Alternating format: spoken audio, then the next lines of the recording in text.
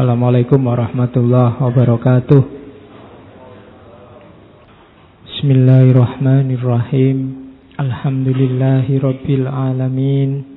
Wa bihi nasta'inu ala umurid dunya waddin. Allahumma sholli wa sallim wa barik ala habibina wa syafi'ina sayyidina wa maulana Muhammadin wa ala alihi wa ashabihi wa man tabi'ahum bi ihsanin ila yaumiddin. Bismillah, mari kita lanjutkan ngaji kita dalam tema scientific attitude, akhlak dan adab ilmu. Bidayatul hidayah ini ada yang bilang semacam muqaddimah sebelum ihya. Jadi sebelum masuk ke ihya ada baiknya sudah jalan di bidayatul hidayah. Kalau belum ya diulangi lagi dari awal, dari bidayah.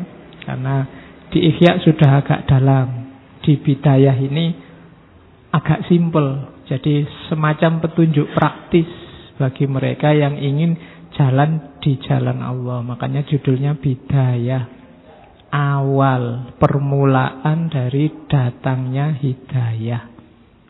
Yang nulis tokoh yang mungkin di ngaji ini paling sering kita angkat, Imam Ghazali, sang Hujjatul Islam. Bahkan mungkin akan sangat banyak nanti tema-tema yang saya sisipkan Ghazali, karena memang beliau ini secara intelektual luar biasa. Tidak cuma diakui di timur, tapi juga di barat. Bahkan tidak cuma di dunia, tapi juga di akhirat. Ada di Jami'u Karomatil Aulia itu ada Imam Asyazili cerita satu ketika dia mimpi. Jadi melihat Nabi Muhammad bersama Nabi Isa, bersama Nabi Musa. Nabi Muhammad ini sama Ghazali. Terus Nabi Muhammad pamer, di antara umatmu Nabi Musa, Nabi Isa, ada nggak yang sehebat Ghazali ini? Jawabannya Nabi Musa sama Nabi Isa, tidak ada.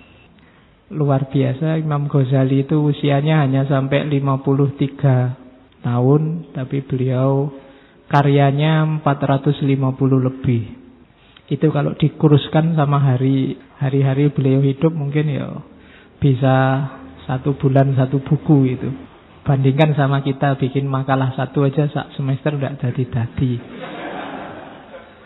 Hidayah itu petunjuk. Hidayah itu kalau dalam filsafat, orang dapat hidayah itu mirip orang yang mendapat pencerahan.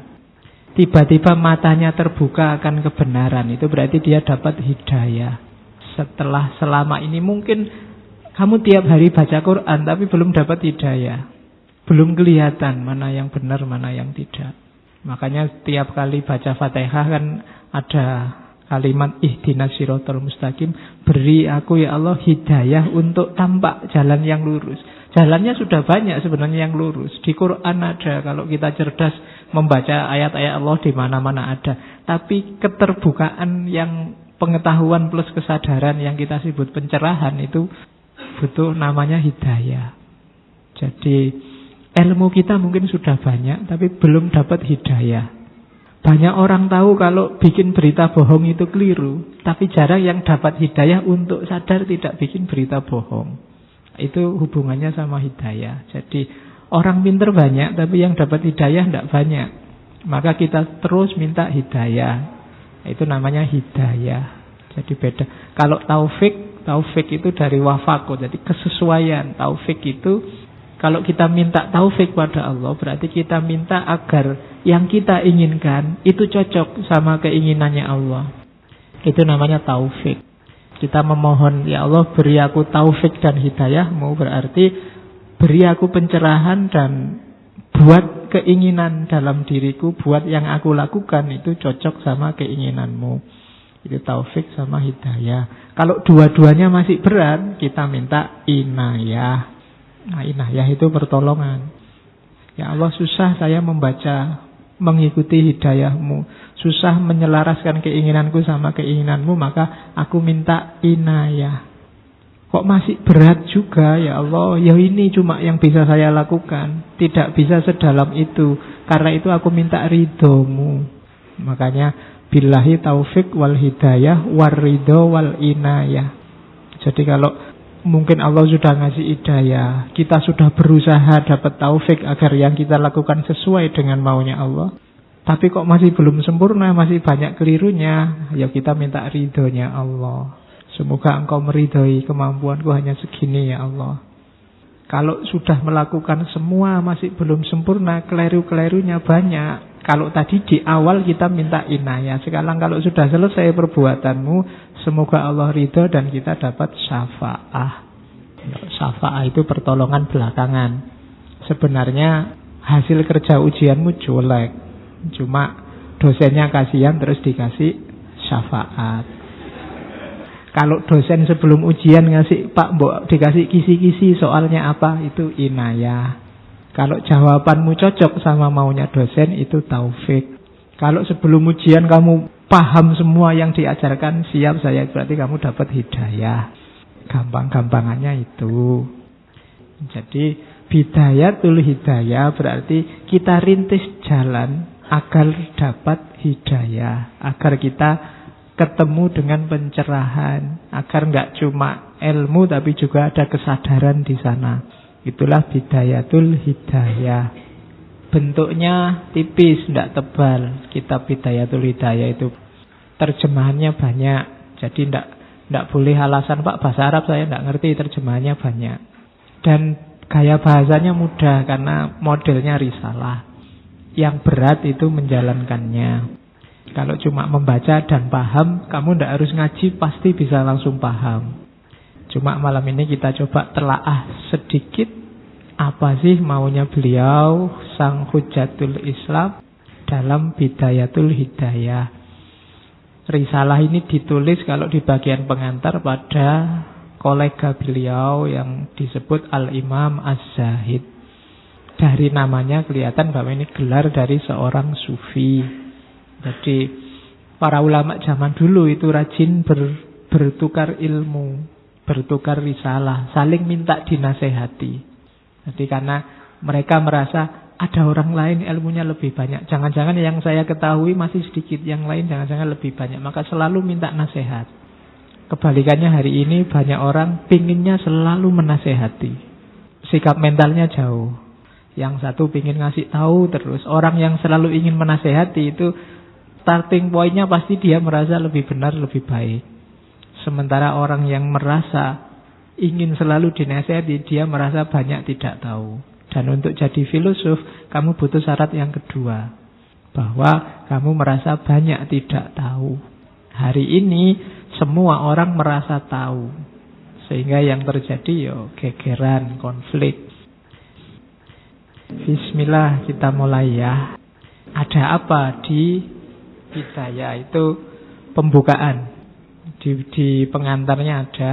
Ini kan teman beliau minta nasihat, cuma diawali dari, meskipun nanti akhirnya menasehati dalam arti nulis panjang lebar di risalah, diawali dari ndak saya itu sebenarnya apa ya layak menasehati, katanya Imam Ghazali. Berbicara tentang nasihat, aku melihat diriku tak pantas untuk memberikannya. Kelasnya Imam Ghazali aja merasa ndak pantas, apalagi saya. Sebab katanya Imam Ghazali, nasihat itu seperti zakat. Nisabnya adalah mengambil nasihat atau pelajaran untuk diri sendiri.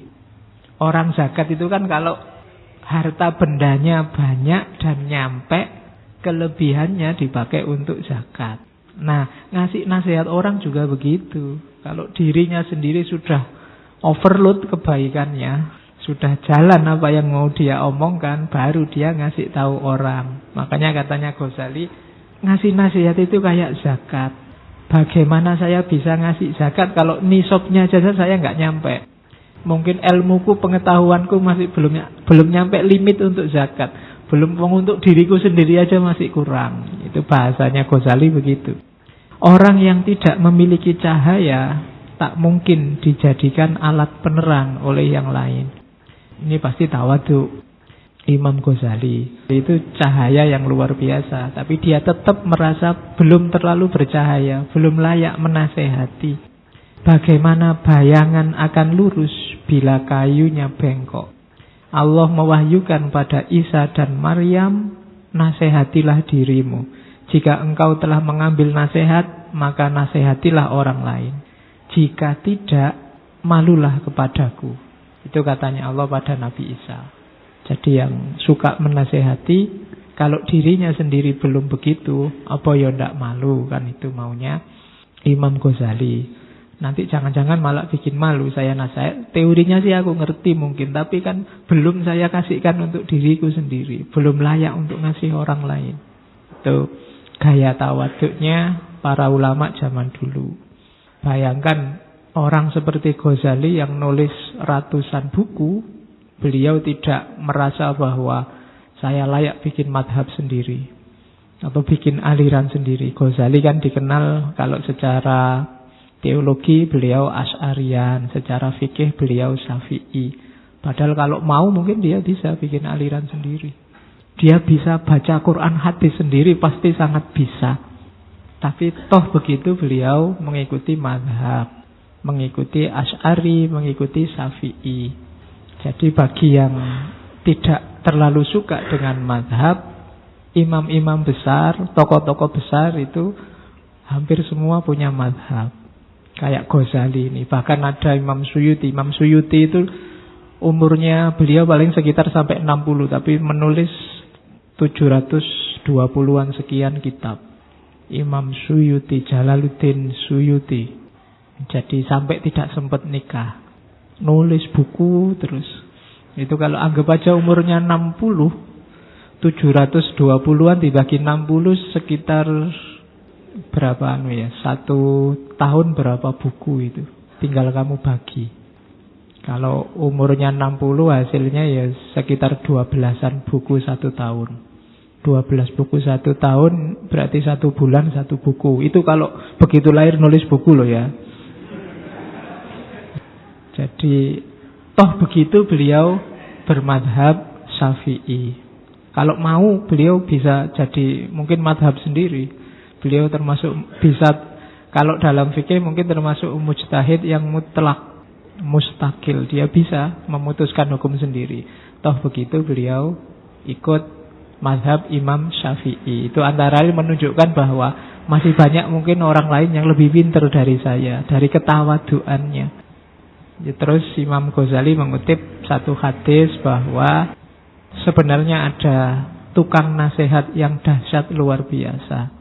Yang pertama ada bunyinya, yang kedua diam. Yang pertama Al-Quran, yang kedua adalah maut, mati. Kalau Al-Quran butuh ilmu, karena dia bentuknya teks. Butuh ilmu yang berhubungan dengan teks bahasa. Kalau mati butuh kearifan, butuh kesadaran. Nasihat paling puncak itu kematian.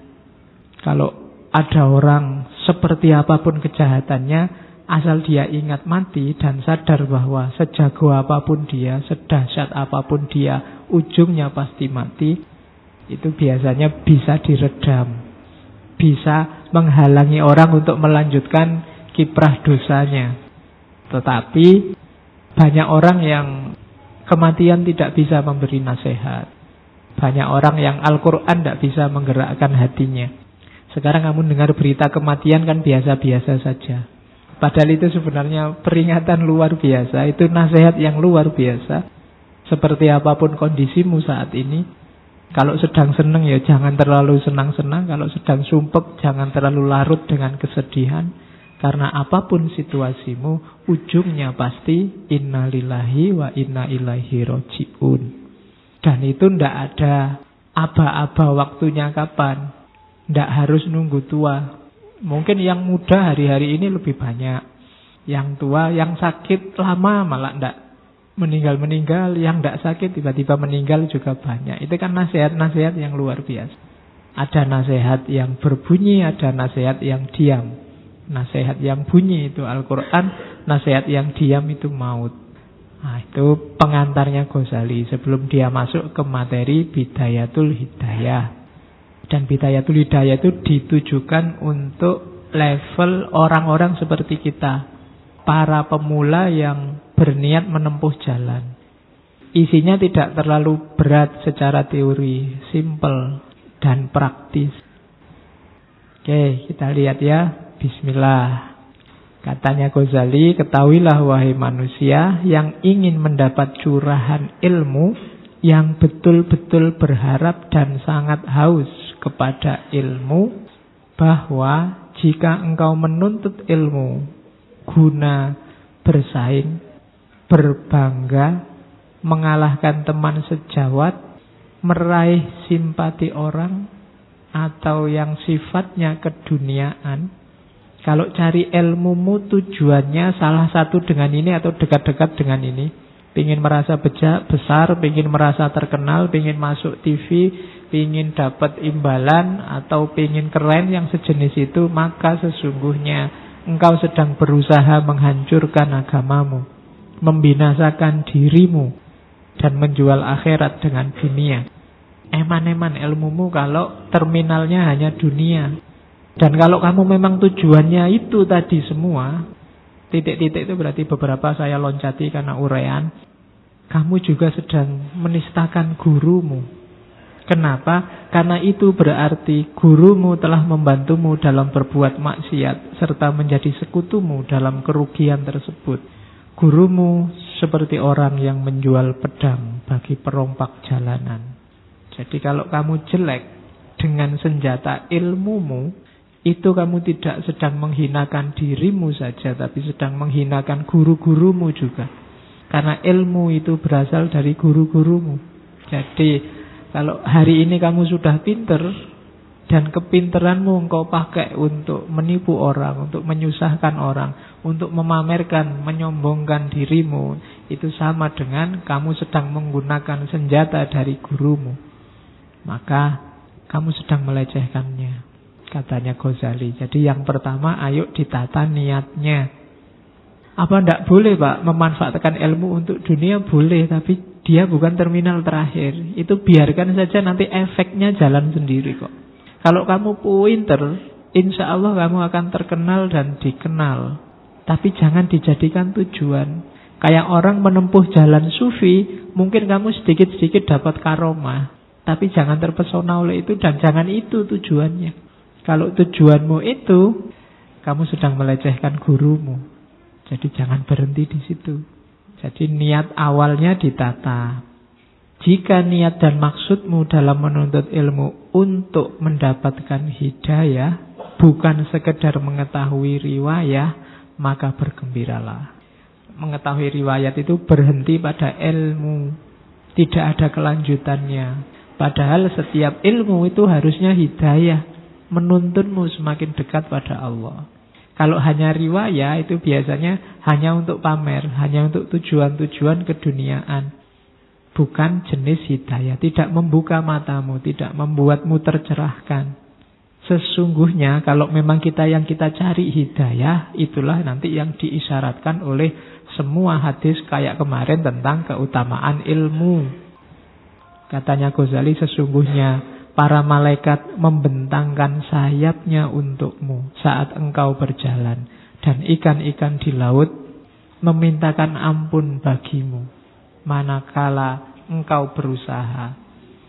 Tetapi katanya Ghazali, engkau harus tahu sebelumnya bahwa hidayah merupakan buah dari ilmu. Jadi prosesnya kita punya wawasan, punya ilmu, terus ilmu ini jadi hidayah atau tidak untuk hidup kita. Dia jadi petunjuk pencerahan kita, atau jangan-jangan ilmu ini bikin kita jauh dari Allah. Maka ilmu dulu baru hidayah. Jalannya harus lewat ilmu. Maka bidayatul hidayah itu salah satu cara bagaimana kita mengelola ilmu kita, pengetahuan kita, agar jadi jalan untuk semakin dekat dengan Allah. Oleh karena itu, katanya Ghazali, di sini aku tunjukkan padamu permulaan dari sebuah hidayah, agar engkau bisa mencoba dirimu dan menguji hatimu. Jadi bacalah kitab ini, katanya Ghazali, terus coba kamu uji dirimu. Bisa enggak menjalankan yang tertulis di kitab ini? Jadi ujiannya itu, katanya Ghazali. Hidayah itu memiliki permulaan dan akhir. Ada aspek lahir, ada aspek batin. Untuk mencapai titik akhir tersebut, permulaannya harus tersusun rapi. Begitu pula untuk menyingkap aspek batinnya, harus diketahui terlebih dahulu aspek lahirnya. Jadi hidayah itu tidak akan datang tiba-tiba, harus diusahakan. Kita berusaha untuk jadi orang yang mengalami pencerahan. Dan caranya tidak bisa ngawur. Ada prosesnya. Dari awal sampai tujuan, dari lahir sampai batin. Lahir itu berarti pedoman-pedoman syariat yang lahir dan batin. Kalau syariatnya tidak beres, ya batinnya tidak mungkin beres. Jadi awalnya itu. Oleh karena itu, katanya Ghazali, di sini akan aku tunjukkan padamu permulaan dari hidayah yang engkau bisa mencoba dirimu dan menguji hatimu. Apabila engkau mendapati hatimu condong pada hidayah tersebut, lalu dirimu berusaha untuk menggapainya, maka setelah itu engkau bisa melihat perjalanan akhir darinya yang melaju dalam lautan ilmu. Coba habis baca kitab ini, terus kira-kira kamu mau ndak begitu? Menjalankan sarannya Ghazali, mau nggak? Katanya Ghazali. Kalau mau, Ghazali mengucapkan selamat. Nikmatilah surfing di dunia ilmu dan mendapatkan pencerahan. Kalau tidak, jika engkau mendapati hatimu berat dan lengah dalam mengamalkan apa yang menjadi konsekuensinya, ketahuilah bahwa jiwa yang mendorongmu untuk menuntut ilmu tersebut adalah jiwa nafas al-amaro bisu. Nafsu yang menyuruh pada kejelekan. Jadi ini nanti banyak sekali nasihat-nasihat. Jajal ditanya ke dirimu, mau jalan enggak? Kayak sarannya Ghazali. Kalau mau, katanya Ghazali, selamat berjalan di dunia hidayah. Kalau tidak, berarti kamu masih dikuasai oleh nafas al-ammaroh bisu. Nafsu yang menggiring pada kejelekan. Kalau niatnya tidak Allah, tidak untuk mencari hidayah dari Allah, kemungkinan besar kita akan finalnya hanya ada di dunia. Ilmu kita tidak ngefek ke akhirat. Rumusnya ini hadisnya Nabi. Man istada ilman walam yasdad hudan lam yasdad minallahi illa bu'da. Barang siapa ilmunya tambah tapi hidayahnya enggak tambah-tambah. Hidayah enggak tambah itu berarti tidak semakin sadar, tidak semakin tercerahkan, perilakunya tidak semakin membaik, semakin jadi beban masyarakat, beban sejarah. Itu alamat dia lam yazdad minallahi illa bu'da. Tidak nambah apa-apa dalam hubungannya dengan Allah kecuali semakin jauh. Jadi ilmumu justru jadi alat engkau semakin jauh dari Allah. Kenapa? Ilmumu tidak menyadarkan. Ilmumu bentuknya bukan hidayah, bukan pencerahan yang membuat kualitas hidupmu semakin baik, semakin baik. Ya kamu sendiri yang tahu. Makanya tadi di awal Ghazali, coba dilihat dirimu sendiri. Bisa ndak masuk ke sini? Bisa ndak wawasanmu tambah? Kedekatanmu sama Allah juga tambah. Jadi setiap ada wawasan baru, semakin kamu sadar betapa dirimu kecil, betapa kuasanya Allah, betapa luar biasanya Allah. Itu berarti semakin dekat, semakin tercerahkan. Tapi kalau tambahnya ilmu, ndak tambah perilakumu, nambah ilmu bikin orang lain tambah sumpek karena ngomongnya tambah ruwet-ruwet, jelimet. Kemudian dirinya sendiri juga tambah kacau, ndak karu-karuan. Tambah ilmu, sholatnya tambah cowopet. Ya kan sering begitu. Dulu waktu masih di pondok, masih S1, masih aliyah itu ngajinya rajin. Sekarang ilmunya tambah, ngajinya semakin sedikit. Dulu waktu Ramadan bisa khatam 3 kali, sekarang sekali aja pontang-panting. Alasannya apa? Kan tidak wajib, yang penting kan tidak cuma dibaca Pak, dihayati dan diamalkan. Apalagi dihayati, diamalkan, wong baca aja ndak. Semakin tidak dekat sama Allah berarti ilmumu tidak transformasi jadi hidayah. Dan ini tidak cuma ilmu agama loh. Kamu belajar filsafat barat pun bisa jadi pencerahan tersendiri, hidayah tersendiri. Kamu belajar matematika pun bisa juga jadi hidayah. Nanti kan ada teori-teori matematika tertentu yang membuat kita sadar, wah, misalnya tak terbatas. Allah itu tak terbatas. Kita ngerti konsep tak terbatas mungkin dari matematika. Jadi rumusnya man izdada ilman walam yazdad hudan lam yazdad minallahi illa bu'da. Kalau ilmumu tidak transformasi jadi hidayah, maka ilmu hanya akan membuatmu semakin jauh dari Allah. Semakin mungkin karena merasa pintar, merasa sombong, merasa yang lain salah semua kecuali saya, mungkin begitu. Dan itu pasti bikin kita jauh dari Allah. Pencari ilmu ada 3 jenis. Saya tidak tahu kita ada di mana. Yang pertama, tapi saya bilang minggu lalu ya, tidak ada orang yang tidak pencari ilmu. Setiap orang hakikatnya guru sekaligus murid. 3 jenis pencari ilmu. Yang pertama orang beruntung. Ini pasti. Jadi orang yang menuntut ilmu untuk akhirat. Dunianya pasti kena. Hanya mengharap ridho Allah. Ini sip. Orang ini nggak perlu dibahas. Orang soleh, orang baik, orang bersih. Ada orang jenis kedua. Sebenarnya dia ngerti menuntut ilmu itu harus mencari ridhonya Allah. Tapi dia belum mampu ke sana. Pak, saya kuliah itu sebenarnya pingin sekali, Pak, hanya ilmu saja. Tapi tidak mungkin, Pak, sekarang saya butuh IP, butuh ijazah, butuh besok, dan seterusnya. Atau untuk hal keduniaan, saya itu sebenarnya cari ilmu pengen ikhlas, Pak. Tapi tidak bisa ya, Pak. Kalau pas ada teman diajak debat itu ya pengennya gaya, Pak. Pengen. Nah, itu kan orang jenis kedua. Dia ngerti bahwa dia harus cari ridhonya Allah, tapi banyak hal yang bikin dia tidak bisa nyampe ke sana. Akhirnya cari ilmunya ya targetnya dunia, meskipun dia berusaha agar bisa ganti ke akhirat. Ini kalau bahasanya Ghazali, ini bahasa saya, orang nekat, orang beresiko kalau di kitabnya. Hati-hati. Karena kalau sampai besok-besok, apalagi sampai meninggal, tidak berubah kondisi mental pencarian ilmunya, ya dia bisa masuk ke golongan ketiga. Tapi kalau bisa berubah ke lebih baik, dia bisa naik kelas ke golongan pertama. Kita mungkin ada di sini, atau jangan-jangan ada di yang ketiga. Jadi ada di sini itu kita, jadi yang ngerti nyari ilmu itu harus ikhlas. Tapi tuntutan situasi bikin kita selalu kepepet, terdorong ke pinggir lagi. Jadi pinginnya nengah, pingin jadi orang beruntung. Tapi yang ngerti harus ikhlas ridho lillahi ta'ala. Tapi banyak situasi yang bikin kita tidak bisa. Dan kita sadar kita keliru. Pengen berubah kok ya berat. Itu jenis kedua. Tapi berusahalah terus, karena nasibmu tergantung kesadaranmu pada akhirnya. Mumpung ada waktu. Kan saya bilang tadi umur tidak ada yang tahu. Meskipun saya lebih tua mungkin di ruangan ini, kan tidak ada jaminan saya berangkat duluan. Kalau kalian merasa ada di yang dua, cepat-cepat berusaha sekeras mungkin untuk naik kelas. Dan hati-hati jangan sampai tergelincir ke level ketiga. Ke level ketiga itu akhirnya Allah, ya sudahlah, ya memang. Nah, targetnya terus dunia. Manusiawi toh Pak, kita nyari ilmu buat nyari kerja, buat nyari ijazah.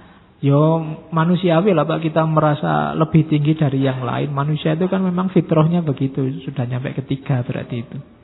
Kita sering salah definisi tentang kata-kata manusiawi itu.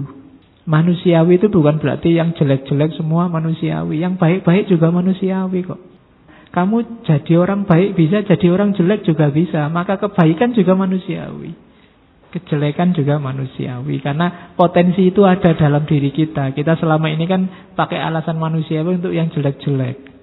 Itu manusiawi. Jadi awas keliru mendefinisikan fitrah, kemanusiaan. Hari ini sering dipakai dalih untuk yang jelek-jelek. Oke, jadi pencari ilmu ada 3 model. Orang yang beruntung, orang yang beresiko. Di situ saya ganti pakai orang yang nekat dan orang yang celaka. Kebanyakan kita ada di yang kedua. Jangan-jangan ada yang sudah tergelincir ketiga. Yang jelas kita harus berjuang agar ada di yang pertama. Disitulah nanti malaikat melindungi kita dengan sayap-sayapnya dan semua makhluk mendoakan kita. Kalau malaikat aja melindungi kita kan kita tidak perlu takut apa-apa lagi, tidak perlu khawatir apa-apa lagi. Jangan-jangan level ilmu kita bukan level yang pertama, karena Kalau level pertama, gelarnya adalah alim, jamaknya ulama, dan innama yahsyallahu min ibadil ulama. Ulama itu cirinya sudah nggak takut apa-apa karena dia dapat hidayah, dia sadar bahwa ada Allah. Kita sering galau luar biasa karena ketakutan-ketakutan kita, seolah-olah kita tidak punya Allah. Ojo khawatir, masih ada Allah. Ada cerita sufi yang bagus itu. Jadi satu ketika ada seorang murid bertamu ke rumah gurunya yang sufi. Dan murid ini minta dinasehati oleh gurunya. Kata gurunya, wah ilmuku sudah kamu ambil semua, saya nggak bisa nasehati apa-apa. Kata gurunya, wis kamu di rumah aja tak jamu, dikasih makan yang enak, terus kamu nginep di sini, tak kasih tempat tidur yang paling bagus. Kata gurunya. Malam itu dia nginep di rumah gurunya. Cuma begitu masuk kamar, tempat tidurnya luar biasa bagus. Cuma di atas tempat tidur itu banyak tombaknya ngadep ke bawah. Dan itu sudah andul-andul mau jatuh. Dan itu banyak, jadi dia mau tidur. Aduh, ini jangan-jangan aku tidur ada yang jatuh, tewas aku. Jadi semalam dia nggak bisa tidur, cuma kedap-kedip nonton tombaknya, khawatir jangan-jangan jatuh. Pagi-pagi ketemu gurunya, gimana tidurnya enak? Wah, nggak bisa tidur guru, wong di atas banyak tombak itu. Salahmu dewe. Wong sudah ada kasur enak, kok malah kamu mikir yang belum terjadi, yang akan datang, jangan-jangan itu jatuh. Kalau jatuh kan gampang, paling kamu mati. Mbok kamu nikmati tidur bukan aman. Yaitu sindiran gurunya bahwa kenapa sih murid ini selalu minta nasihat. Dia tidak yakin, dia gelisah terus, dia selalu takut. Maka hendak nikmatilah hidupmu sekarang. Nah, setelah bab tadi sebenarnya nanti ada adabnya tidur, adabnya sholat, adabnya Jumat. Cuma saya loncati. Insya Allah kalian pasti ngertilah sunnah-sunnahnya tidur, wajib sunnahnya sholat, doa-doanya. Silahkan dibaca sendiri. Kalau tidur, kalau bisa selonjornya kayak mayit, ngadep ke kiblat dan seterusnya. Itu nanti saran-sarannya Ghazali begitu. Jangan lebih 8 jam. Karena kalau kamu tidur 8 jam, katanya Ghazali, itu sepertiga dari umurmu hilang. Kalau kamu umurmu 60 tahun aja, kalau tidur 8 jam berarti 20 tahun kamu tidur. Sepertiganya dari 60. Maka jangan terlalu banyak tidur, tapi juga jangan melekan terus. Karena dalam dirimu, tubuhmu nanti ada haknya juga. Sekarang dasarnya sekarang. Ayo masuk ke dunia ilmu biar dapat hidayah. Yang pertama adalah hati-hati. Awasi lahirmu, awasi batinmu. Kenapa harus hati-hati kita awasi? Karena kalau kamu tidak hati-hati, Allah itu ngerti semua, ngawasi terus. Jangan sampai malu di hadapan Allah. Iya, tidak ada sih satu orang pun yang tahu. Mungkin hanya batinmu kok, hanya pikiranmu kok. Tapi Allah tahu. Kalau itu ketahuan orang lain kamu malu, harusnya kalau Allah tahu kamu lebih malu. Ya mungkin kalau kita yang lahir mungkin nggak terlalu, tapi pikiran kita kan kadang aneh-aneh. Mikir apa, membayangkan apa, lihat apa, di sini muncul apa. Kadang kita bayang-bayangkan sendiri, bikin skenario sendiri yang unik. Loh, itu Allah semua ngerti loh. Masa kamu tidak malu? Nah, itu dasarnya itu yang pertama. Orang yang tidak malu di hadapan Allah, itu alamat sudah bibit-bibit kemaksiatan. Maka ayo diawasi lahir sama batin kita. Kalau lahir mungkin lebih mudah ngawasinya karena sifatnya fisik. Tapi yang batin, akal, kemudian keinginan, bayangan, imajinasi, itu sebenarnya kalau mau jujur kan sering yang muncul di sini nih, kalau seandainya terlahir beneran bikin malu. Wong dari sekian puluh pasang mata yang lihat ke sini itu kan macam-macam. Ada yang konsentrasi ngaji, ada yang pikirannya kemana-mana, besok liburan mau kemana, enaknya. Oh itu kan kalau dikeluarin kan kamu sendiri malu. Ya untung Allah jaga itu. Jadi yuk tetap merasa bahwa Allah ngawasi lo. Meskipun itu hanya postingan di pikiranmu. Postingan di pikiran itu kan tidak ada yang bisa baca kecuali kamu. Tapi Allah tahu. Maka ayo dijaga lahir batin kita. Kenapa harus dijaga? Karena bukan kita yang punya. pikiran, fisik kita, batin kita itu kan amanah dari Allah. Amanah itu nama lain dari titipan. Allah nitipi kita dan beliau yang menitipi itu ngawasi kita. Harusnya kita sadar. Bahasa Jawa ini ndak melu duwe. Kita ndak ikut punya. Maka kita pergunakan baik-baik sesuai amanahnya yang punya. Cara berpikirnya begitu. Tangan ini, kaki ini, mata ini, telinga ini, otak ini, hati ini, semua dititipkan oleh Allah pada kita. Kalau penggunaannya nggak sesuai yang diinginkan Allah, jangan sampai diambil oleh Allah. Wong itu cuma titipan. Maka kita harus menjaga, mengawasi lahir dan batin kita. Kan itu ada di surat Yasin itu kan, Yasin 65. Al-yauma nahtimu ala afwahihim wa tukallimuna aydihim. Ini cerita hari kiamat, meskipun bisa diartikan untuk hari ini. Mulut-mulut tertutup, yang bicara adalah tangan. Jadi dasar awal ketaatan. Jadi awalnya ini ya, rumus awalnya ini. Hati-hati dengan perilaku lahir dan perilaku batinmu. Yo hati-hati itu kan levelnya usaha. Jangan cuek. Jangan Allah itu ngawasi kita loh. Iya Pak, saya berusaha hati-hati. Bukan Allah itu ngawasi kita. Alah Pak ya, kita masih muda apa ya mampu Pak. Nah, itu beda. Bahwa setelah berusaha kok banyak jatuhnya, banyak gagalnya, ya tidak masalah. Tetap berusaha sebaik mungkin. Dasarnya ini. Karena tugas kita kan cuma berusaha. Caranya gimana? Ada rumus praktisnya. Saya bilang tadi, bidayatul hidayah itu rumus-rumus praktis. Misalnya menjaga mata dan telinga. Mata itu sebenarnya gunanya untuk membaca ayat yang utama. Baik ayat-ayat tertulis maupun ayat-ayat kauniyah, ayat-ayat yang tergelar. Hati-hati. Ini yang merusak mata. Yang pertama apa? Melihat yang bukan mahramnya. Melihat beda dengan terlihat ya. Kalau terlihat itu tidak intended. Tapi kalau melihat tidak disengaja. Tapi kalau melihat disengaja. Jadi kalau melihat itu ada sesuatu yang bergerak, batinmu maksudnya. Jadi ada, itu melihat. Jadi kalau terlihat itu ya wajar, wong kita bergaul, kita ngobrol. Jangan dilihat kalau bukan mahramnya. Makanya kalau dalam asar itu kan ada bahwa untukmu laka al-ula wa alaika asani. Kalau terlihat itu sekali ndak dibaleni, apalagi direnungi, dijenggilengi ndak. Tapi kalau melihat itu biasanya diulangi. Jadi jangan lihat yang bukan mahram. Yang kedua, saya tidak tahu maksudnya Ghazali. Mungkin kamu yang tahu. Melihat gambar bagus dengan syahwat. Gambar bagus dengan syahwat itu mungkin di HP-mu banyak. Itu maksiatnya mata. Pencari ilmu kalau sibuk di sini, ilmunya tidak akan dalam, katanya Ghazali. Itu ya yang urusan nafsu. Terus melihat muslim yang lain dengan pandangan meremehkan. Sifatnya agak majas bahwa ya, alah paling ilmunya itu. Alah, aku sudah ngaji ini, dia belum. Itu namanya melihat muslim lain dengan pandangan meremehkan.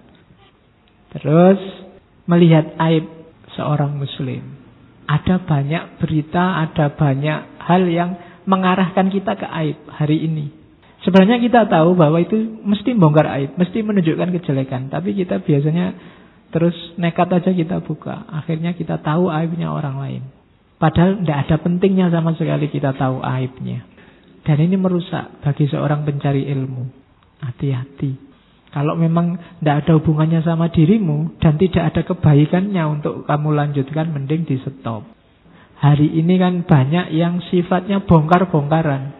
Pokoknya kita mati-matian nyari jeleknya muslim yang lain, yang beda kelompok sama kita, yang beda golongan sama kita. Terus telinga juga begitu. Telinga itu usahakan yang banyak masuk adalah kalam Allah, sunnah Rasulullah, atau hikmah. Kalau bahasanya Ghazali.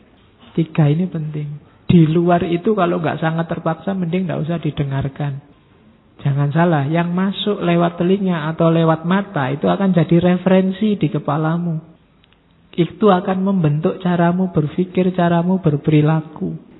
Kalau inputnya jelek-jelek, outputnya juga jelek. Bukan kamu yang maki-maki, tapi kamu mendengarkan banyak orang maki-maki. Insya Allah kata-kata makian itu jadi referensi di kepalamu. Besok waktu dibutuhkan dia akan keluar secara lancar dan tanpa hambatan. Kenapa? Referensinya ada di kepalamu. Jadi maka kalau tidak sangat penting tidak usah dibaca yang jelek-jelek. Karena meskipun dalam hal kamu nggak setuju, aku ingin tahu Pak, argumen musuh saya itu isinya mesti maki-maki. Tapi referensi makian, cara berpikir yang jelek, cara berkata-kata yang jelek itu akan jadi koleksi di kepalamu. Kalau kamu mau balas biasanya nggak akan jauh-jauh dari situ. Akhirnya sini maki, sana maki. Jadi dengarkan saja kalam Allah, sunnah Rasulullah atau hikmah-hikmah itu sesuatu yang bisa kamu ambil pelajaran, yang ada manfaatnya, nutrisi buat otak dan pikiranmu. Itu telinga. Kalau kamu masukkan yang saru-saru misalnya, lihat apa-apa juga versi saru. Jadi jangan masukkan referensi-referensi yang jelek. Oke, jadi telinga dan mata ayo dijaga. Hari ini yang paling susah menjaga ini, telinga sama mata. Paling tidak diawali dari tidak suka. Kamu menghindar. Meskipun pas dapat itu lumayan lah, tapi tidak usahlah. Jadi ada aspek menghindarnya karena diawali dari tidak suka. Tidak disukai dulu, baru berusaha. Oke, jadi itu mata sama telinga. Yang panjang lidah. Lidah itu larangannya banyak kalau di Ghazali. Yang jelas pertama bohong. Ini nggak perlu saya jelaskan. Bohong itu termasuk jenis kejelekan yang tidak perlu diajarkan. Orang asal akalnya sehat pasti ngerti kalau bohong itu jelek. Hanya saja ada yang dapat hidayah, ada yang tidak. Sehingga meskipun tahu itu bohong, banyak yang masih nerjang. Kenapa? Belum dapat hidayah. Ilmunya belum transformasi jadi kesadaran. Belum transformasi jadi hidayah. Yang kedua menyalahi janji. Entah dengan alasan apa. Itu juga bahayanya lidah. Yang ketiga jelas hibah. Hibah itu ngomong tentang orang lain yang kalau orang yang diomong itu tahu, dia tidak akan berkenan. Apakah itu termasuk kebaikannya atau kejelekannya. Yang nomor 4 ini yang sering kita lakukan hari ini, debat. Di mana-mana sekarang orang debat. Dari atas sampai ke bawah, dari level orang jabatannya paling tinggi sampai jabatannya paling rendah di Indonesia ini, isinya debat. Debat itu bahasa lainnya saling berbantahan. Kita hobi sekali mendebat orang lain. Katanya Ghazali, mbok jangan debat. Kenapa? Karena dengan debat, dengan mendebat orang, itu kita menyakiti yang pertama. Yang kedua, menganggap bodoh. Dan yang ketiga mencela. Secara sekaligus 3. Kalau ada orang punya pendapat terus kita sangkal, itu kan kita menyakiti hatinya yang jelas. Karena orang disalah-salahkan itu kan meskipun menyalahkannya benar, dia pasti sakit hati. Yang kedua, kita nganggap dia keliru, nganggap dia bodoh. Itu dosa kita yang kedua. Dan yang ketiga, itu secara tidak langsung mencela. Jadi itu debat. Jadi hati-hati, jangan suka debat. Bertukar pikiran boleh, tapi jangan berbantahan. Kalau debat itu sampean salah. Yang benar gini loh. Itu secara sekaligus menyakiti, menganggap bodoh orang, dan mencela orang. Bagi kita itu juga defisit. Kenapa? Di situ ada indikasi kita merasa benar. Kita merasa sombong. Kesalahan besar yang kedua. Dan debat inilah sumber kehancuran, katanya Ghazali. Sumber rusaknya tata sosial kita. Itu debat. Hati-hati katanya Ghazali, setan itu sering menggoda kita dengan bilang, tampakkan yang benar. Jangan bersikap lemah. Itu katanya Ghazali godaannya setan. Ayo, ngomong yang benar. Kulil haqqa walaupun namuron. Meskipun itu temanmu, omongkan yang benar. Itu kebenaran kok. Gimana? Padahal apa yang mesti yang kamu omongkan itu hak. Merasa benar itu saja secara sikap mental sudah keliru. Sudah kesombongan. Hati-hati. Ketika kamu merasa, Pak, saya mau ngomong ini Pak, karena kebenaran itu harus saya omongkan. Qulil haqqa walau kana murran. Loh, apa jaminannya yang kamu omongkan itu mesti benar? Tapi kan kita harus berdakwah Pak, ngomong tentang kebenaran. Katanya Ghazali, iya, menampakkan kebenaran pada mereka yang mau menerimanya itu kebaikan. Nasihat itu harus, cuma dia harus dilakukan dengan cara yang baik, bukan dengan cara debat. Jadi karena nasihat dengan cara yang tidak baik itu hanya membuka aib orang lain, dan buruknya lebih banyak daripada baiknya. Maka jangan ditradisikan berbantahan. Islam lebih suka watawasau bil haqqi, saling menasehati, bukan saling membantah. Atau rumus selanjutnya watawasau bis sabr. Kita nasihati tentang yang hak sekaligus dengan cara yang sabar. Sabar itu berarti ya harus telaten, tidak judgement, menjatuhkan, menyalah-nyalahkan. Jadi hati-hati, jangan suka budaya debat, katanya Ghazali. Itu termasuk kita menjaga lidah. Kalau kamu merasa, saya ini ada kebenaran ini Pak, harus saya omongkan. Dosamu yang pertama, kamu merasa sombong, merasa lebih benar dari yang lain. Yang kedua, tidak serta-merta kalau kamu merasa temanmu salah terus harus tiba-tiba kamu ingatkan. Harus kamu rumuskan sebaik mungkin cara mengingatkannya, biar tidak jadi makian, tidak menyakiti orang lain. Karena seringkali diakui atau tidak, orang diingatkan kalau dia salah, itu meskipun dia sadar dia salah, biasanya ada sakit hatinya. Kamu mungkin sering alami, diingatkan orang, oh jelas-jelas salah, tapi kan kamu mangkel juga. Maka enggak, jalannya yang bagus. Enggak cuma tujuan kebenarannya, tapi jalan menuju kebenarannya juga harus baik. Kamu membantahnya menunjukkan kebenaran bagus, tapi kalau jalannya enggak baik, yang lahir bukan kebenaran, tapi persoalan yang baru, masalah yang baru. Maka hindari tradisi debat. Oke, kalau tawasau bil haq, tawasau bis sabr, ya enggak apa-apa. Seandainya memang harus bertukar pikiran, lakukan dengan jalan yang baik, tidak dengan debat. Makanya dalam Al-Quran istilahnya wajadilhum billati hiya ahsan. Kalau memang harus mujadalah dengan jalan yang debat. Terus jangan sampai ada mengklaim diri bersih dari dosa. Jangan sekali-sekali ngukur bahwa dibandingkan dia lebih bersih aku, mending aku lah pokoknya dia. Nah itu jangan sampai ada terbersit begitu. Apalagi diomongkan. Itu alamat sudah maksiatnya lidah, mengklaim diri bersih. Mbok kamu kayak aku gini loh, itu alamat sudah. Jadi bahkan kalau di kalimatnya Ghazali, jangan sampai engkau mencela ciptaan Allah, baik itu hewan, makanan ataupun manusia. Hewan aja nggak boleh dicela. Dasar monyet. Nah, lebih cakep aku misalnya. Ya, kamu marah-marahi monyet kan, enggak kayak aku aja ganteng, monyet itu jelek misalnya. Ya monyet itu yang enggak ngerti kamu ngomong apa. Lagian kalau kamu ngaku cakep, enggak ada monyet yang jatuh cinta sama manusia. Dia jatuh cintanya juga sesama monyet. Jadi klaimmu bahwa kamu lebih cakep itu enggak laku di dunia monyet. Enggak boleh mencela makhluknya Allah, termasuk mencela makanan, katanya Ghazali. Makanan enggak enak, enggak. Jangan dibiasakan. Apalagi cuma ditraktir aja kamu enggak tak komentar. Jangan dicela makanan, hewan, apalagi manusia. Apalagi fisiknya. Apalagi yang berhubungan dengan hidayah. Misalnya cara berpikirnya, cara berperilakunya, enggak. Jangan dicela. Kalau mau dinasihati, nasihati aja. Tapi jangan pakai dicela dalam hal apapun sehubungan dengan manusia. Terus mendoakan buruk, hati-hati. Karena nanti ada beberapa hadis yang bilang mendoakan buruk akan kembali pada yang berdoa. Bukan perilaku pencari ilmu. Jangan nyumpahi orang, mendoakan buruk. Yang terakhir, ini yang kita mungkin agak ikut sering di situ. Terlalu banyak bercanda, mengejek, menghina orang.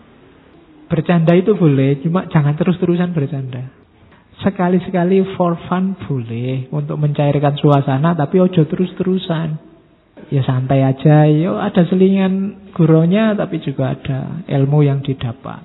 Jangan terlalu banyak gurau, apalagi melecehkan, mengejek orang lain. Nah, ini lidah. Hati-hati menjaga lidah. Kalau perut dan kemaluan, insya Allah kita tahu. Perut jangan sampai kemasukan barang haram. Jangankan haram, katanya Ghazali. Halal aja kalau berlebihan. Dia bisa membekukan hati, merusak akal, menghilangkan afalan, memberatkan anggota badan untuk beribadah, menuntut ilmu, memperkuat syahwat, membantu tentara setan, banyak ya. Jadi jangan terlalu banyak makan. Berlebihan itu selalu jelek. Makanlah sampai limit sebelum kenyang, karena begitu kamu kenyang, kamu nggak kuat ngapa-ngapain. Apalagi banyak makan sampai badanmu berat. Jadi pokoknya kamu sendiri yang ngerti deh. Limit ini nggak ada rumusnya. Pak 2 piring, Pak 3 piring, enggak. Tergantung situasimu. Kalau kamu begitu kamu melewati batas, katanya Ghazali, resikonya banyak. Termasuk males, termasuk mungkin ada yang bolak-balik ngantuan, bolak-balik itu mungkin ada rumus dari sini. Ada sesuatu yang kamu kelebihan. Baik kelebihan makanan atau kelebihan tidur atau kelebihan melek. Kelebihan melek itu berarti kurang tidur, itu juga berlebihan. Segala yang kelebihan pasti ada dampaknya. Oke, terus kemaluan juga dijaga. Katanya Ghazali, sebenarnya nggak perlu disebut menjaga kemaluan itu, karena begitu engkau menjaga hati, menjaga pandangan mata, menjaga perut, itu nanti arahnya juga menjaga syahwat. Mata aja begitu nggak kamu jaga, itu kalau diterus-teruskan sama dengan tidak menjaga kemaluan. Ujungnya nanti ke situ. Jaga hati, jaga diri, itu kan kalimatnya Ghazali. Jaga hatimu untuk tidak merenungkan yang berhubungan dengan kemaluan. Jadi yang kayak tadi lah, kamu mungkin sambil membayang-bayangkan, wah seandainya itu alamat sudah. Jadi tidak menjaga anggota tubuh, itu nanti arahnya ada juga yang menjaga kemaluan. Khususnya mata, telinga, hati, dan perut. Terus kalau tangan sama kaki sudah. Tangan itu, kalau hadisnya Nabi, muslim sejati itu man salimal muslimuna min lisanihi wa yadihi. Jadi jangan gunakan tanganmu untuk jangankan mukul, membuat temanmu terancam. Karena mungkin kamu tukang pukul, sedikit-sedikit mukul, orang lain di sisimu terancam dengan kehadiranmu. Atau sedikit-sedikit mencaci, sedikit-sedikit mencela, orang di sebelahmu juga merasa terancam. Itu berarti bukan muslim yang baik. Jadi tangan jangan digunakan untuk mukul, untuk mendapat harta haram, untuk menyakiti orang lain, untuk mengkhianati amanat, untuk, kalimatnya Ghazali, menulis yang tidak pada tempatnya. Karena tangan itu kayak tadi, kayak lidah.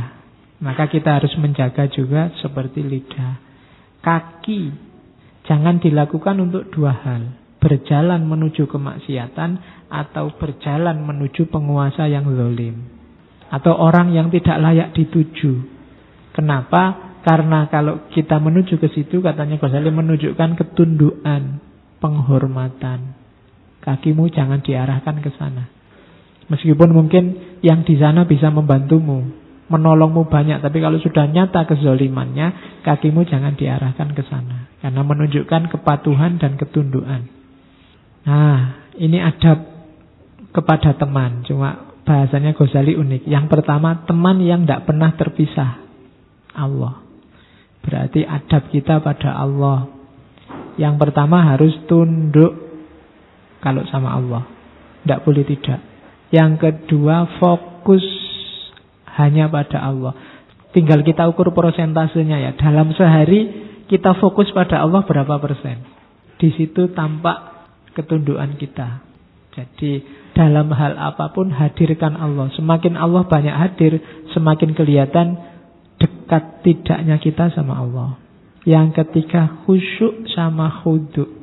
Khusyuk itu batinnya, khudu' itu lahirnya. Kayak kita sholat itu loh. Sholat itu harus khusyuk dan khudu'.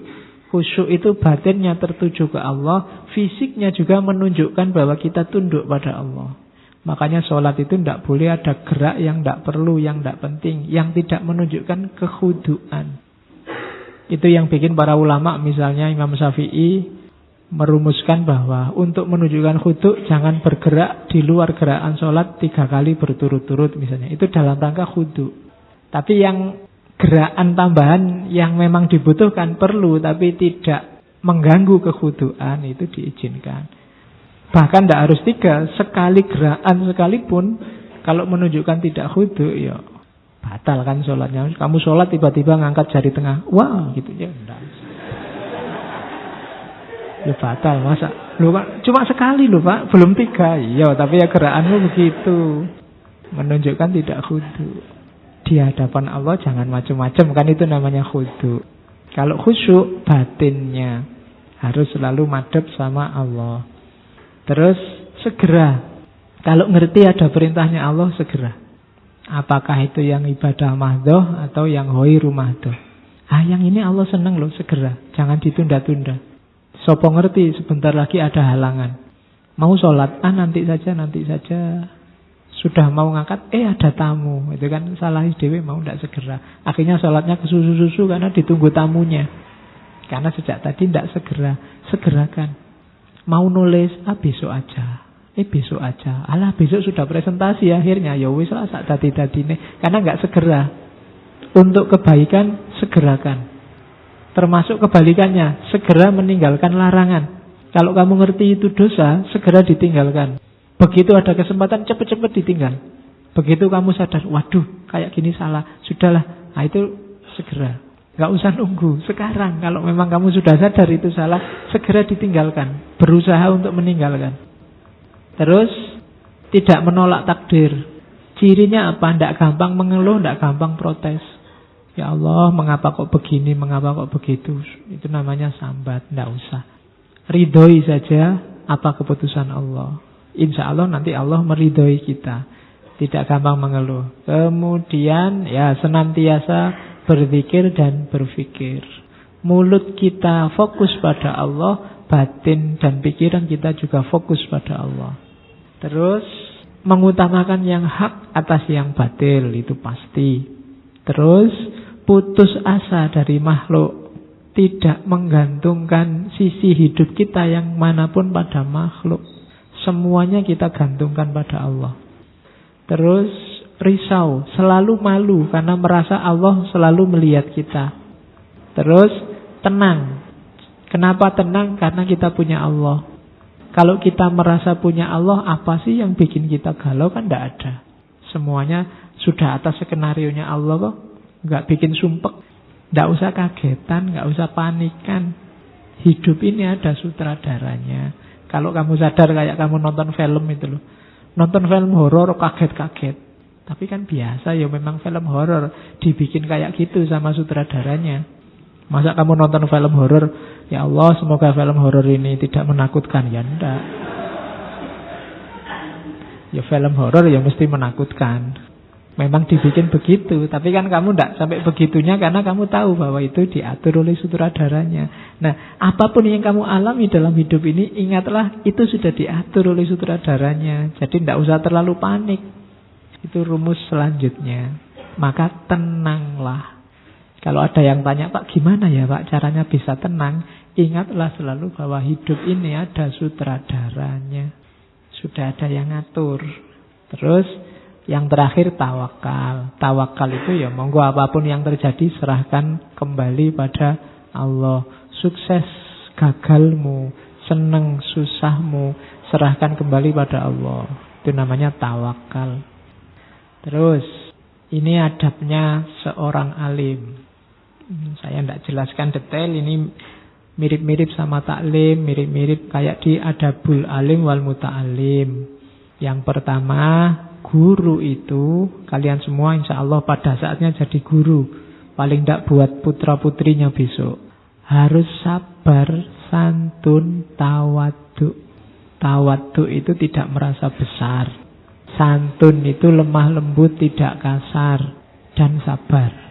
Rumus pertama selalu harus sabar. Guru tidak akan sukses kalau tidak sabar. Terus tidak takabur. Cuma Ghazali ngasih tambahan rumus, kecuali pada yang zalim dengan tujuan menghapus kezalimannya. Kalau ada orang sombong, sekali-sekali kamu tunjukkan bahwa dia tidak paling tinggi. Itu katanya Ghazali boleh. Kecuali pada orang yang zalim, yang kita pinginnya dia tidak sombong lagi, biar dia sadar yang di atas dia banyak. Makanya ada ulama yang bilang bahwa sombong pada orang sombong itu sedekah.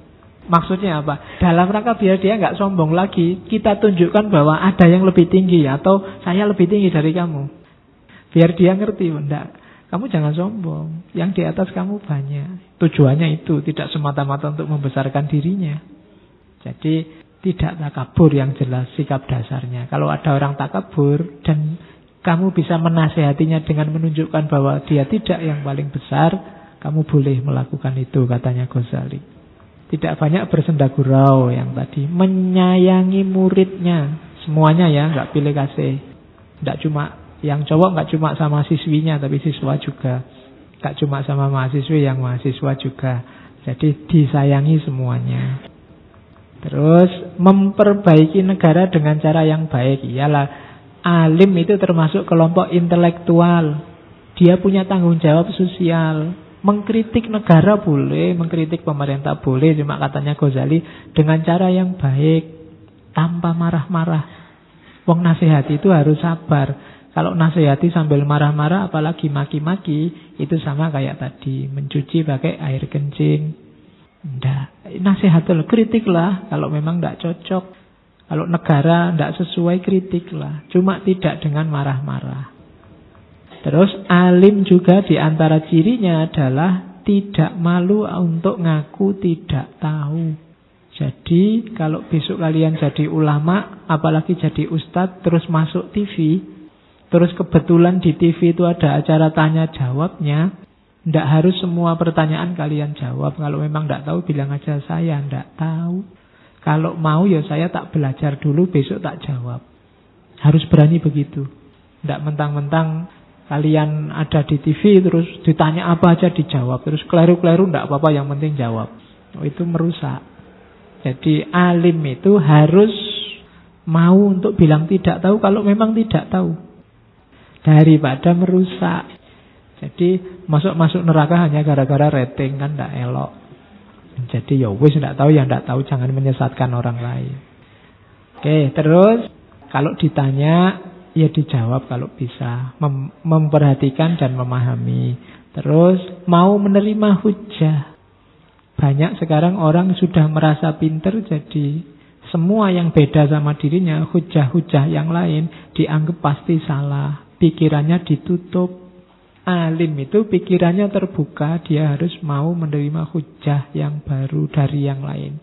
Telinganya harus dibuka dulu, bahwa setuju atau tidak setuju urusan selanjutnya.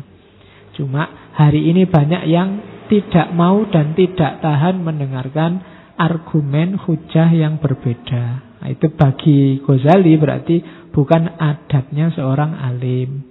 Terus mau menuntun muridnya, bisa mengarahkan muridnya. Ini harus diambil, kamu belajar ini dulu, jangan baca buku ini dulu, baca yang ini dulu, dan seterusnya. Mana yang dianjurkan, mana yang dilarang. Karena nanti alim itu yang nuntun murid. Dia harus bisa mengarahkan ke hasil yang maksimal. Murid juga harus ikut, karena yang lebih tahu alur keilmuan itu gurunya. Terus melarang murid sibuk dengan hal-hal yang bersifat fardu kifayah sebelum menyelesaikan yang fardu ain. Jadi murid harus diajar ngerti prioritas. Mana yang penting, mana yang biasa, mana yang sama sekali tidak penting, mana yang jangan. Itu sekarang banyak yang susah membedakan mana penting, mana tidak penting. Mana urusan urgent, mana yang bisa ditunda, mana yang tidak penting sama sekali, mana yang ini iseng saja. Itu pelajaran tentang prioritas. Terus dirinya sendiri harus jadi orang soleh kalau menyuruh muridnya soleh. Dia harus berusaha untuk takwa sebelum menyuruh muridnya takwa, dan melaksanakan apa yang diomongkan. Itu adabnya seorang alim. Terus ini murid pada guru, mirip kayak kemarin. Memberi hormat dan salam duluan. Tidak banyak ngobrol, tidak banyak bicara di hadapan guru. Tidak bertanya sebelum diberi izin. Kalau ini sudah kemarin dijelaskan panjang lebar. tidak mengungkapkan sesuatu yang bertentangan dengan ucapan guru, misalnya dengan berkata, pendapat si fulan berbeda dengan pendapatmu. Ini juga katanya Ghazali, mbok jangan ngadu gurumu yang lama dengan gurumu yang sekarang. Itu juga sebaiknya dihindari. Atau ngadu ulama yang lain, kamu adu dengan gurumu yang sekarang. Kok katanya Ustadz anu kok begini, Pak? Beda sama Bapak. Bapak ngerti enggak sih? Oh, itu. Ya, jangan. Nadanya harus selalu nada tawadhu. Pak, saya baca buku kayak gini. Seperti apa ya Pak duduk persoalannya yang sebenarnya, kan itu lebih tawadhu, tidak harus nadanya konfrontatif. Terus tidak memamerkan pendapatnya sehingga menjatuhkan kehormatan gurunya. Zaman saya kuliah dulu malah ada dosen yang kalau ngajar cuma dikte, pegang buku didikte itu. Nah, teman saya yang rada usil angkat tangan, Pak, daripada Bapak capek baca, saya bacain aja Pak. Ya. Ada yang gitu dulu. Ada yang lebih usil lagi. Itu kan dulu pakai buku tulis, buku catatannya. Dari mejanya beliau diambil buku catatannya. Nah, dosennya bingung, buku catatanmu di mana? Akhirnya kuliahnya libur. Karena buku catatannya hilang. Iya, zaman dulu usil karena saya jurusannya filsafat, jadi anaknya aneh-aneh. Ya, zaman saya ada loh, pas Jumatan itu khotibnya diinterupsi. Ya, saya tidak tahu punya teman sampai kayak gitu ya. Khotibnya kan lama itu. Jamaahnya gelisah, sudah mau jam 1 ini khotib tidak selesai. Dia angkat tangan, interupsi khotib. Luar biasa. Jadi duduknya sebelah aku lagi, semua ngadep ke sini akhirnya. Jadi, kan kadang-kadang khotib kan gitu, tidak sadar jamaah macam-macam. Dia pemberani, jadi ngadep itu. Ada yang lebih khas lagi, duduknya paling depan. Begitu khotibnya lama, dia berdiri, sajadahnya diambil, dikebut, set, terus balik badan, suwi. Jadi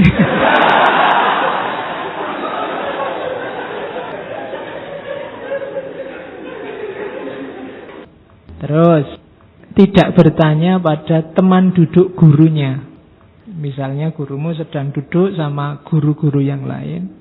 Gurumu kamu cuekin. Kamu merasa ini yang temannya guruku ini lebih dahsyat ini. Terus kamu ngobrolnya hanya temannya gurumu. Itu kurang adab. Terus tenang, tidak tolah-toleh. Kalau sedang ngobrol sama gurunya, apa gurunya ngajar, fokus. Terus tidak banyak bertanya. Yang ketika gurunya sudah capek, sudah bosan. Terus tidak berburuk sangka pada gurunya. Kalau ada yang tidak dipahami atau bertentangan dengan penjelasan gurunya. Nanti di Bidayah itu banyak sekali cerita Ghazali tentang Musa dan Khidir. Karena guru itu kadang-kadang lebih ngerti.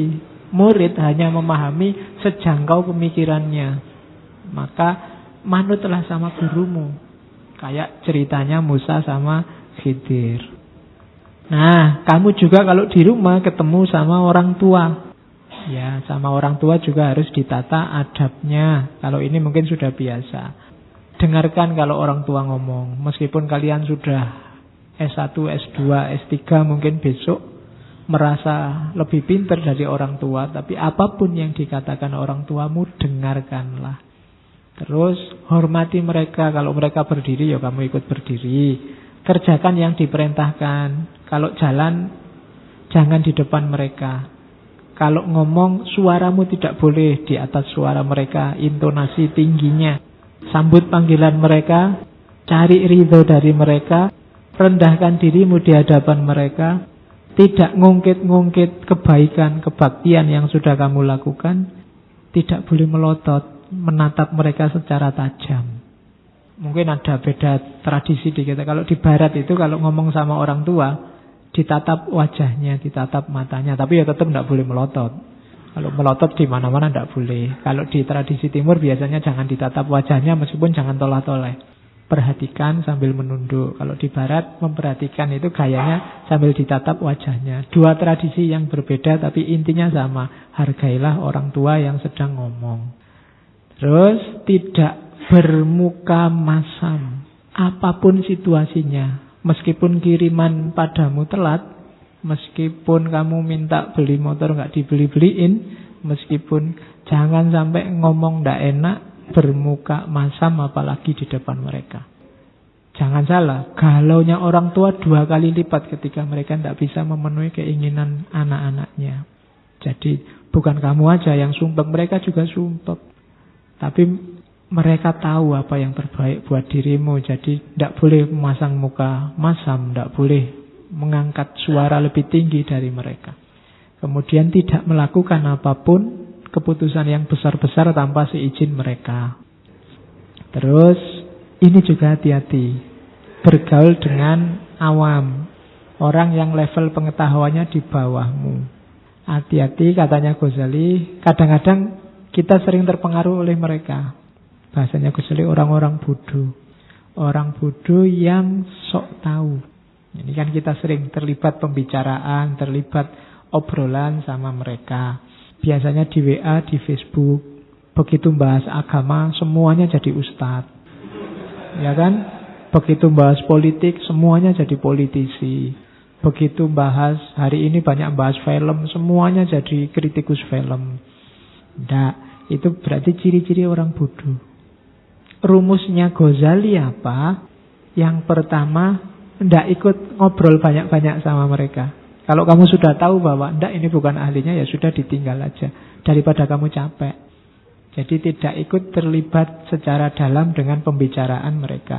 Yang kedua, ndak usah terlalu diambil hati ucapan-ucapan mereka. Wong dasarnya memang tidak tahu. Itu kalau dalam klasifikasi Ghazali kan, ini orang tidak tahu, yang tidak tahu kalau dia tidak tahu.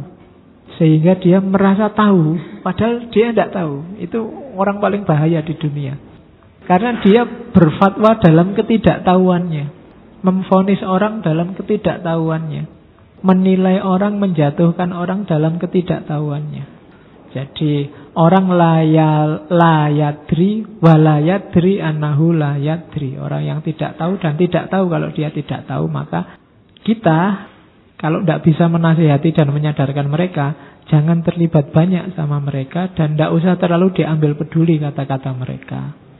Terus tidak usah terlalu diambil hati kata-kata buruk mereka. Terus jangan sering-sering ketemu. Apakah langsung ataukah tidak langsung, mungkin lewat komen-komenmu di WA, di Facebook, tidak usah sering-sering lah. Biarin aja lah kalau mereka ingin banyak omong. Terus kalau bisa ingatkan perbuatan mereka. Cuma secara lemah lembut. Kalau sudah diskusinya tidak karu-karuan, yang nggak ngerti semua ngomong, ya ayo kita belajar lagi semuanya. Siapa tahu nanti nemu yang benar, atau kita tanya, nyari bahan yang lebih benar dan seterusnya. Secara lemah lembut. Jangan dikasari, karena biasanya orang dikasari itu tidak jadi sadar. Terus memberikan nasihat kalau ada harapan nasihat itu. Ada orang yang dikasih nasihat sudah tidak ada harapan lagi untuk dikasih nasihat. Maka jangan capek-capek ngasih nasihat. Tiwas kamu mangkel. Kalau kamu mangkel, sakit hati, akhirnya defisit, kamu rugi secara batin. Mungkin level spiritualmu turun karena kamu marah-marah, kamu kecewa, kamu balas maki-maki mereka, eman-eman. Kalau memang ada kemungkinan dinasihati, ayo dinasihati. Watawasau bil haq, watawasau bis sabr. Kalau tidak, ya monggo mereka jalan. Atau kamu merasa tidak mampu, Pak, saya nasihati mereka sudah keras kepala kayak gitu, ya sudah, tidak usah dinasihati daripada kamu mangkel sakit hati. Nah, itu rumusnya Ghazali. Maka tadi yang saya bilang ini praktis sifatnya. Kenapa kamu jangan banyak bergaul sama mereka? Karena bisa berpengaruh dalam hidupmu. Diskusi sama orang-orang tidak pinter, itu lama-lama kamu ketularan tidak pinter. Karena cara berpikir mereka bisa masuk ke dalam koleksi cara berpikirmu, saya bilang tadi. Ada di kepalamu, jadi referensimu. Terus ini sebenarnya cara milih teman. Kalau Ghazali coba dilihat dulu, ada 3 tipe manusia. Ada tipe makanan, ada tipe obat, ada tipe penyakit. tipe makanan ini orang yang selalu dibutuhkan. Jadilah orang kayak makanan. Tidak pernah orang tidak butuh makanan. Ada yang dibutuhkan tapi tidak selalu, kadang-kadang. Ini tipe obat. Kalau terlalu banyak sama orang ini bahaya juga, overdosis. Sekali-sekali aja. Itu tipe obat. Mungkin kamu punya teman yang tipe obat. Lama tidak ketemu, kangen, sudah ketemu ya sudah. Kalau terus-terusan sama dia rusak. Tipe obat. Ada tipe penyakit. Kalau tipe penyakit itu mending tidak usah deh. Kalau kebetulan kamu punya, itu ujian bagimu. Penyakit itu kan datang padamu sebagai ujian. Silahkan dikelola yang baik. Kalau pas kamu punya teman tipenya penyakit, usahakan dirimu jadi tipe makanan. Jangan sampai kamu ada di tipe penyakit. Semua orang menghindari kalau penyakit. Kalau kebetulan punya teman penyakit, itu kan dapat musibah. Nah, cara berpikirnya kayak kamu menghadapi musibah, itu ujian dari Allah. Jadi kalau ada temanmu bilang kamu itu ujian buatku, berarti itu kamu tipe penyakit. Kalau obat itu butuh sekali-sekali. Kalau pas ada tugas dari dosen, aku butuh kamu karena kamu yang bisa bikinin. Kalau sudah pergi jauh-jauh, nggak usah banyak di sini. Itu kamu tipe obat. Tapi kalau selalu dibutuhkan kehadirannya, tipe makanan. Karena makanan itu orang sehat, orang sakit semua butuh makan. Itu tipe manusia. Nah, cara milih teman katanya Ghazali, cari yang pinter, cari yang akhlaknya baik, cari yang soleh, cari yang tidak tamak dunia, dan cari yang jujur. Rumusnya 4. Jangan bergaul sama orang bodoh karena kamu mesti akan kena imbasnya. Ada peribahasa yang dikutip oleh Ghazali, musuh yang pandai lebih baik daripada teman yang bodoh. Kayak sepak bola itu loh. Kamu mending menghadapi teman yang pinter sepak bola daripada sak timmu ada yang bodoh sekali sepak bolanya. Kalau dia ngumpan, yang diumpani musuhnya. Kalau dia itu kan malah bikin kamu sumpek. Mending musuhnya canggih, kamu bisa ngatur strategi menghadapi musuh yang canggih daripada temanmu sendiri yang bikin sumpek. Jadi itu rumusnya bahwa musuh yang pandai lebih baik daripada teman yang bodoh. Ya nanti kamu silahkan direnungi sendiri, contohnya banyak. Bagaimana mending kamu punya rival yang cerdik luar biasa daripada punya teman yang ya tell me-nya luar biasa. Disuruh ke utara dia ke selatan, disuruh menunduk dia mendongak, disuruh itu susah jawab. Jadi cari teman yang pandai lebih enak. Akhlaknya yang baik itu pasti, karena ada pengaruh. Cari yang soleh. Kenapa harus soleh, Pak? Karena kalau kamu punya teman yang fasik, katanya Ghazali, meskipun kamu tidak ikut melakukan kefasikan, tapi selalu menyaksikan kefasikan dan kemaksiatan, akan membuatmu toleran dan meremehkan maksiat. Kan bukan saya, Pak, teman saya. Lama-lama kamu akan, biasa maksiat itu, kejahatan itu biasa. Maka usahakan cari teman yang soleh. Cari teman yang tidak tamak dunia, karena kamu akan terpengaruh. Katanya Ghazali, meniru itu hukum alam. Kamu punya teman seperti di mana, biasanya kamu tidak akan jauh-jauh dari sana. Jadi maka aturlah biar kamu tidak tamak dunia. Yang terakhir, jujur. Ini pasti. Punya teman yang tidak jujur itu paling menyusahkan. Mbok aku pinjam duitnya, tidak jujur itu. Mending ngomong teman yang jujur. Ada sih duit tapi tidak akan tak utangkan padamu. Nah, itu lebih jujur. Oke. Ya, paling tidak dia jujur meskipun podo-podo orang ngutangi. Terus ini hak-hak persahabatan. Sesama teman ada hak ini loh. Banyak ternyata kan haknya teman itu. Yang pertama, mengeluarkan kelebihan harta ketika dibutuhkan. Kalau memang kamu ada kelebihan, temanmu butuh, ya bagi-bagilah. Bagi-bagi itu maksudnya kalau ada yang utang ya dikasih, syukur-syukur gratis diminta. Terus haknya teman yang kedua, membantu saat dibutuhkan, tanpa harus diminta. Itu berarti teman yang sejati. Sebelum temanmu utang, kamu lihat ini anak ini uangnya masih ada enggak? Oh enggak ada, udah tak kasih. Nah, itu sahabat sejati. Terus menyimpan rahasia, menyembunyikan aib, itu teman yang sejati. Jangan cari teman yang ember. Nah itu gawat kalau teman kayak gitu, ya kan? Tidak menyampaikan cemoohan orang padanya. Kalau ada orang lain mencela, temanmu nggak tahu. Kamu jaga, biarlah. Jangan sampai temanku tahu kalau ada yang mencaci maki dia. Itu hak persahabatan. Atau sebaliknya, kalau ada orang muji, sampaikan. Temanmu akan senang. Wah, kamu dipuji Pak dosen itu loh, kamu seneng temanmu. Tapi kalau yang jelek-jelek jangan. Terus penuh perhatian terhadap apa yang dibicarakan. Kalau pas ngobrol bareng-bareng, temanmu punya hak untuk didengarkan, jangan dicuekin. Terus memanggil dengan nama yang disukai, jangan ngasih julukan-julukan yang jelek. Panggil yang bikin dia seneng. Terus pujilah kebaikannya, terima kasihlah atas bantuannya, belalah kehormatannya meskipun saat ia tidak ada. Kalau ada orang lain menjelek-jelekkan temanmu, bela meskipun dia tidak ada dan kamu tidak diminta. Kalau harus ngasih tahu, kasih tahu secara lemah lembut dan jelas. Maafkan kalau dia salah, luruskan, jangan dicaci maki. Doakan dia. Ini susah. Kadang-kadang orang itu kebanyakan egois, kalau berdoa mendoakan dirinya sendiri. Di antara sahabat yang baik tanpa diminta didoakan. Ya Allah, temanku itu besok ujian, semoga nilainya bagus. Teman, aku juga ujian, semoga ada yang mendoakan aku ya Allah. Ya kalau sama-sama teman baik kan saling mendoakan. Terus ya tetap setia pada keluarga dan kerabatnya. Meskipun sudah lulus sama-sama jauh ya tetap setia, tidak apa-apa. Itu namanya sahabat. Terus hak sahabat lagi meringankan, bukan memberati. Kalau nggak bisa bantu jangan menyusahkan. Itu namanya meringankan. Menghibur.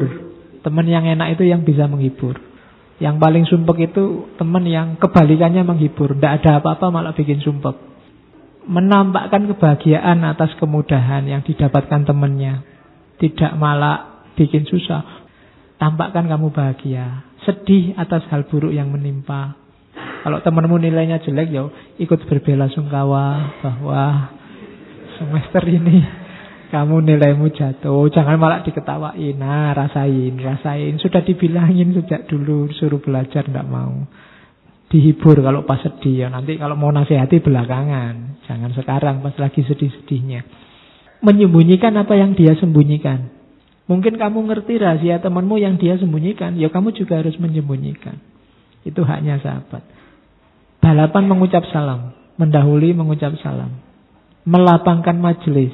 Melapangkan majelis itu contohnya kayak ngaji ini. Kalau di tiang yang sebelah sana biasanya yang duduk di situ temanku itu, meskipun enak biarlah temanku aja tak tunggu biar dia sampai duduk di situ. Itu melapangkan majelis, tidak malah rebutan. Terus membantunya ketika berdiri. Ini kalau temannya nggak bisa berdiri sendiri ya, kamu bantu. Apalagi yang beda lawan jenis, tak bantu berdiri, itu bahaya. Terus ya kalau ngomong nggak tawuran, gantian, diam kata temannya ngomong. Intinya apa katanya Ghazali? Perlakukan temanmu sebagaimana engkau senang diperlakukan. Kamu ingin diapain, seperti itu perlakukan temanmu. Oke, terakhir, ini kalimat terakhir. Tadi kan di awal Ghazali bilang introspeksilah, coba tanya dirimu. Bagian akhir dia ngomong, jika engkau merasa berat dalam melakukan berbagai pelajaran di atas, lalu mengingkarinya, dan engkau berkata pada dirimu sendiri.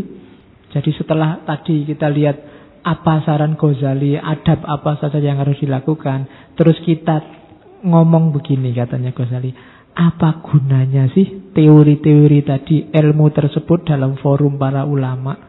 Apa gunanya dalam seminar-seminar, dalam kajian-kajian, diskusi-diskusi elit intelektual, gunanya apa? Kapan pengetahuan tersebut bisa membuat kita mengalahkan para rival dan para rekan?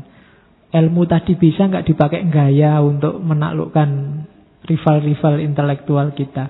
Bagaimana ia bisa menaikkan kedudukan kita dalam pemerintahan? Bagaimana mungkin ia bisa menyebabkan kita memperoleh harta, jabatan, ahli wakaf, hakim, dan seterusnya?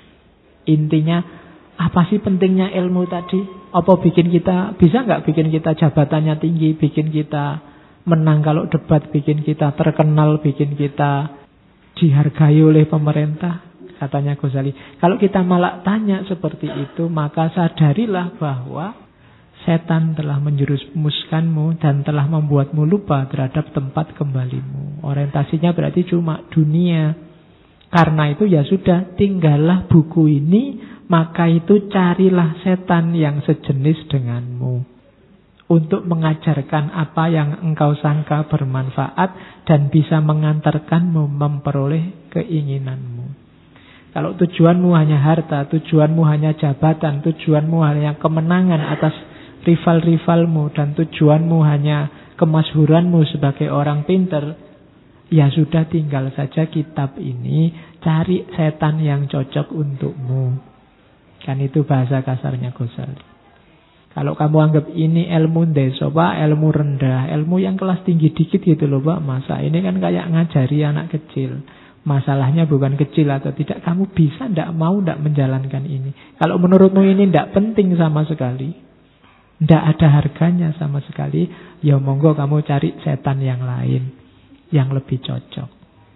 Nah, itu sindirannya Ghazali. Oke, alhamdulillah, bidayatul hidayah. Bagi yang ingin dapat hidayah, telusurilah kitab ini dan jemputlah hidayah itu. Oke, saya kira itu. Kurang lebihnya mohon maaf. Wallahul muwafiq, wallahu a'lam bissawab. Wassalamualaikum warahmatullahi wabarakatuh.